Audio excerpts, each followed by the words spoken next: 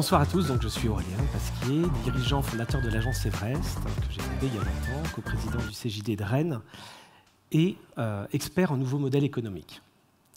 Il y a 20 ans, quand j'ai commencé mon activité, j'ai commencé par 8 ans de prison.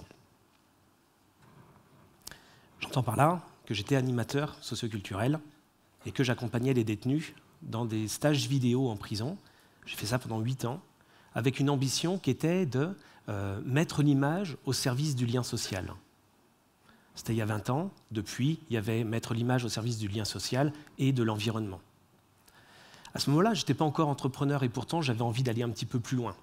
Et on m'avait dit, je voyais les grands entrepreneurs, Steve Jobs, qui avaient des grandes visions. Maintenant, il y a des livres comme ça pour expliquer comment ils ont fait, tout comme vos visions que vous avez fait, vos plans stratégiques à 30 ans dans chacune de vos entreprises. En tout cas, moi j'avais envie d'aller un petit peu plus loin et d'entreprendre. Et je me suis dit, comment ça se passe? Alors, j'ai été voir dans les livres pour voir comment faire pour entreprendre. C'est assez simple finalement. Pour entreprendre, il faut un business plan. Lever de l'argent auprès des investisseurs, créer un nouveau produit, service, rassembler une équipe et se lancer à la conquête du monde. En fait, ça, c'est la démarche causale, celle qu'on a appris depuis quasiment tout le temps dans les écoles. C'est-à-dire qu'il y a un objectif, on y met des ressources, des moyens et des tâches prescrites à chacun. C'est une démarche de chaînage arrière, rétroactive. On y va et on avance. C'est aussi ajouter que pour être entrepreneur, il faut être créatif, visionnaire, ambitieux, persévérant, dynamique, courageux, être un vrai leader, charismatique si possible, et aussi bienveillant et ouvert aux autres. Enfin bref, soyez des super-héros.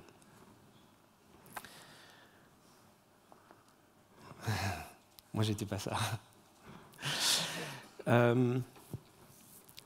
J'avais même un peu le côté imposteur. Je ne vais jamais pouvoir être dirigeant, où je voyais les autres qui expliquaient leur histoire et comment est-ce qu'on avance, où est-ce qu'on va. Dans ce côté imposteur, en fait, c'est faux. Et comment je le sais que c'est faux? Parce que j'ai rencontré une grande dame qui s'appelle Saras Sarasvati. C'est une chercheure d'origine indienne qui vit aujourd'hui aux USA, qui a été traduite par Philippe Zilberzan. Et donc, cette chercheure, elle a étudié les entrepreneurs pour savoir comment ils sont. Elle les a étudiés pendant une vingtaine d'années. Comment ils travaillent, comment ils créent des nouveaux services, comment ils créent des nouveaux produits, comment ils créent finalement les entreprises.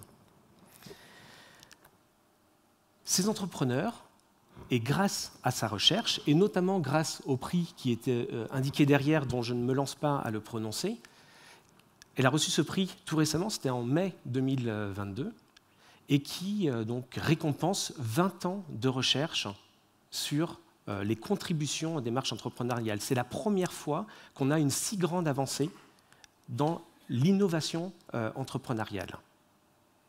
Donc, je vous ai parlé tout à l'heure du côté causal de ce qu'on nous apprend depuis le début.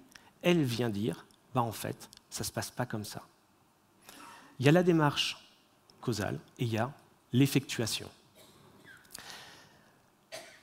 Alors, l'effectuation, c'est quoi? Elle a mis en œuvre et elle a mis en avant 5 principes fondateurs pour expliquer cette démarche-là. En fait, ils sont assez simples. Peut-être que pour certains, j'enfonce des portes ouvertes, mais au final, par rapport à la thématique de la soirée, je crois que c'est assez pertinent. La première, c'est de démarrer avec ce que l'on a. C'est à peu près logique. Moi, pour commencer, j'avais ma formation, des parents universitaires, qui avaient peut-être un peu de réseau. Je ne savais même pas dans quoi j'étais en train d'œuvrer. Est-ce que c'était le social? Est-ce que c'était la justice? Est-ce que c'était la communication? Mais j'avais surtout une grande envie de faire et une grande envie d'agir. Il faut imaginer le démarrer avec ce que l'on a, comme si on avait à préparer un repas pour ce soir. J'ai 2 méthodes, soit la méthode causale, soit la méthode effectuelle. Vous l'avez compris, la première, c'est je prends une recette, je regarde ce que j'ai dans mon frigo, je continue, je vais chercher les derniers ingrédients que je vais acheter, au risque d'en oublier un et de compromettre complètement ma soirée, ou alors d'ouvrir mon frigo et de fonctionner avec ce que j'ai, directement. peut-être que la recette sera moins ambitieuse, mais j'aurai beaucoup moins de risques. Et surtout, je vais gérer avec des aliments et des ressources que je connais déjà. Ces ressources, elles sont simples. Mon frigo, à moi, c'est ma personnalité, mon réseau, c'est les compétences que je connais de chacun. Ça, c'est la démarche effectuelle. Comment, quand on est dans démarrer avec ce que l'on a, la phrase et la question qu'on peut se poser, que puis-je faire avec ce que j'ai sous la main, tout simplement. Ça me fait penser à la citation de notre fondateur d'Emmaüs, qui disait « Il n'est pas nécessaire d'attendre que les choses soient parfaites pour commencer à faire quelque chose de bien ». Le deuxième point, c'est de raisonner en perte acceptable. Quand j'ai commencé mon activité, j'ai pris mes droits acédiques. Je crois qu'il y avait un nom pour ça, l'ACRE ou l'ARS ou quelque chose, qui me permettait de pouvoir le prendre en capital. Ça me faisait 5 000 €. On m'a prêté 5 000 € et avec ces 10 000 €, j'ai embauché mon premier collaborateur avant même de me salarier moi-même. Cette partie perte acceptable, elle était OK pour moi. J'étais prêt à perdre ça et j'allais retrouver un poste salarié s'il fallait. Mais surtout, j'avais envie d'œuvrer dans un monde complètement différent. C'est-à-dire que dès le démarrage, j'avais cette vision-là du lien social ou de l'environnement. Alors, imaginez de pouvoir travailler dans une entreprise qui prenne soin des femmes et des hommes, qui prenne soin des ressources de la planète, voire même qui les régénère, parce qu'on ne va pas simplement pouvoir aller à limiter, il va falloir qu'on ait des modèles économiques qui régénèrent les ressources. Et bien sûr, au-delà de cet axe humain et environnemental, est-ce que je peux monter une entreprise qui soit pérenne financièrement sans nuire aux parties prenantes? Il ne s'agit pas d'être des pompes à valeur des fournisseurs ou des clients. Dans cette partie-là, avec ces quelques argents que j'avais, je me suis rendu compte qu'en fait, on était prêt à prendre des risques, les entrepreneurs. On n'aime pas le risque, mais on est prêt à prendre des risques tout en fonctionnant en perte acceptable. Vous verrez, cette notion de perte acceptable, vous pouvez même en parler en famille ou de ce que vous êtes prêt à faire pour vos vacances ou non. Dans le quotidien, c'est presque omniprésent. Le troisième point, c'est de créer avec les parties prenantes. Comme vous le voyez depuis tout à l'heure, les points ne sont pas des choses, à part le nom effectuation, que vous avez peut-être ou pas appris, mais c'est plutôt assez simple.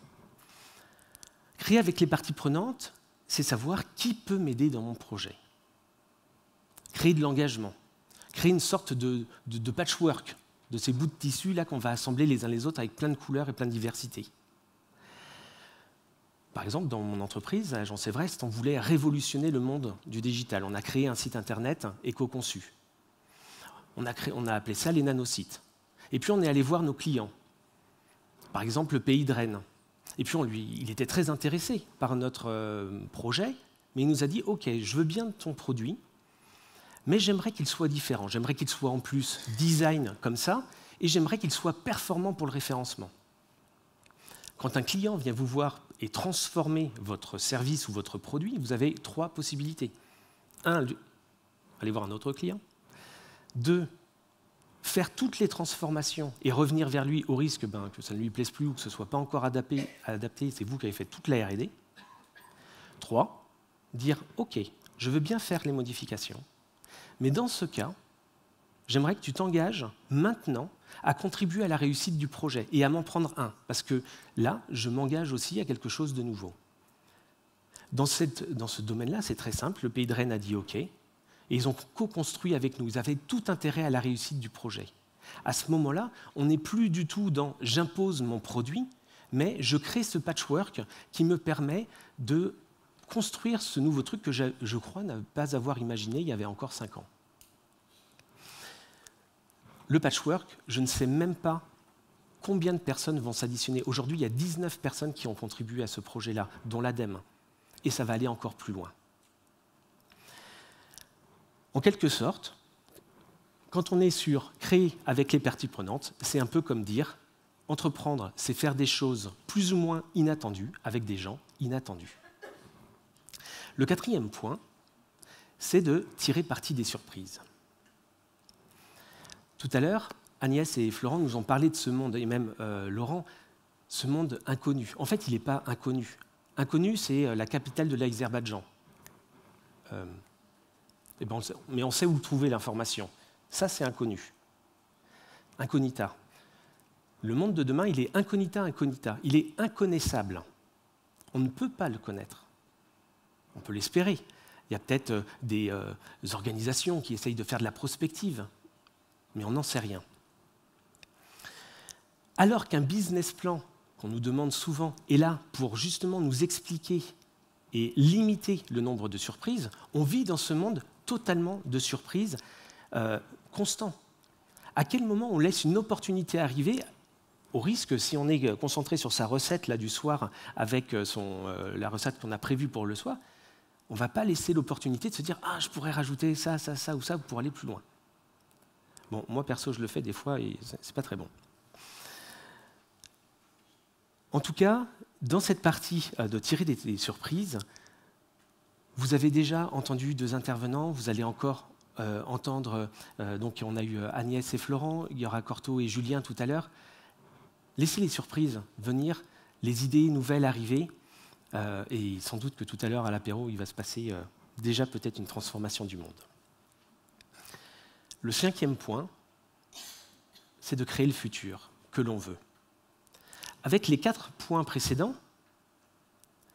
j'ai une question à vous poser qui est: qui dans la salle savait il y a 20 ans que vous alliez être à cette place, dans ce job, dans ce poste, et l'ULSSI, dans vos organisations, etc., voire même là ce soir? A priori, peu de gens. En revanche, si je vous demande de regarder à rebours, chacun d'entre vous pourra me dire très précisément tous les choix que vous avez opérés les uns après les autres, les échecs, les rebonds, les patchwork et ainsi de suite, pour arriver jusqu'à aujourd'hui. Ce que nous dit Sarasvati, c'est que avant on devait contrôler, on imaginait que pour contrôler, il fallait prévoir, alors qu'en fait, on se rend compte qu'il n'est pas besoin de prévoir pour contrôler, parce que tout se passe par l'action humaine dans l'immédiat. On peut avoir des projets, on laisse venir avec les surprises. Cette théorie, reprise par les 5 points qui sont derrière moi, donc démarrer avec ce que l'on a, raisonner en perte acceptable, créer avec les parties prenantes, tirer parti des surprises, et donc créer le futur que l'on veut, ou créer le contexte. Je m'écarte. Ces 5 grands points qu'ont expliqué et qui a mis vraiment en évidence Sarasvati, est si simple qu'on peut les utiliser et que finalement, sans doute que vous vous reconnaissez dans votre usage au quotidien, dans vos actions au quotidien. Mais elle l'a modélisé. Avant, il n'y avait pas de modèle. Ça fait que depuis 1 mois que ça s'est valorisé dans le monde entrepreneurial. On peut l'utiliser certes pour monter une entreprise, mais dans les entreprises existantes, dans les associations, même dans des partis politiques, peut-être qu'un programme politique, on pourrait le questionner aujourd'hui. Comment on peut dans un monde inconnaissable? En tout cas, moi, ça m'a aidé de passer de cette posture d'imposteur à plutôt un entrepreneur explorateur. Je ne suis pas un super-héros, ça, mais j'essaye, j'avance. Et ça me fait penser à cette phrase qui est « Le monde appartient à ceux qui le trouvent beau ». Et c'est pas rien parce que je crois que Sarasvati nous dit « Faites-vous confiance ». Tout ce que vous avez réalisé, alors vous saurez appréhender le monde qui arrive, même pour créer cette entreprise que je vous ai dépeinte qui est liée à l'efficience économique. Tout à l'heure, au cocktail, vous allez pouvoir discuter, aller voir les uns les autres, peut-être travailler avec un fournisseur, un client, et dire quel serait le premier client assez proche, assez fou, qui serait OK pour démarrer quelque chose avec une perte acceptable, très juste. Essayez, au pire, ça marche. Merci Aurélien.